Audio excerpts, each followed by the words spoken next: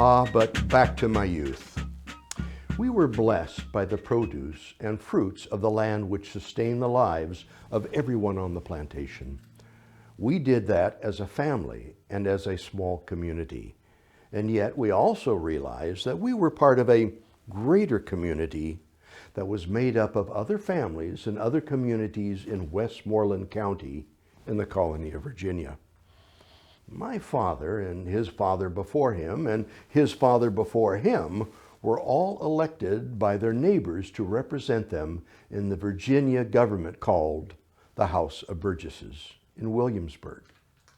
The colony of Virginia was one of the 13 British colonies in America and part of the greater British Empire, the biggest and most powerful empire that the world had ever known.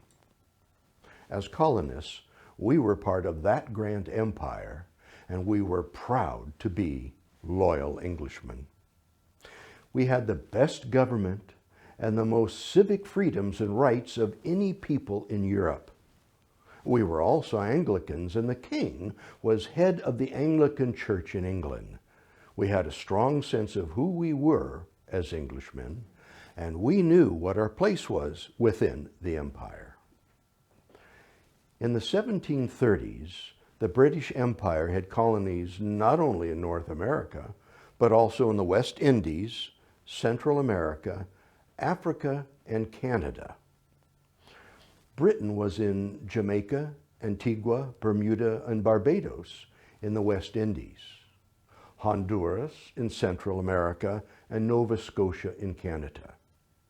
However, today, as I'm speaking to you in 1799, they have added Bengal in India, Quebec in Canada, St. Vincent, Dominica, and Tobago in the West Indies, East India, Florida, and even Australia.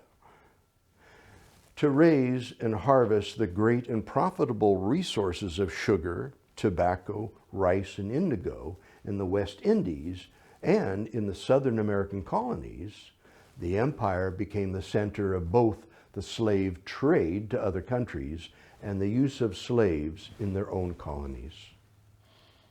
In 1740, the empire was still growing bigger and beginning to get stronger than the armies and navies of other countries of Europe, such as France, Spain, Portugal, and Holland.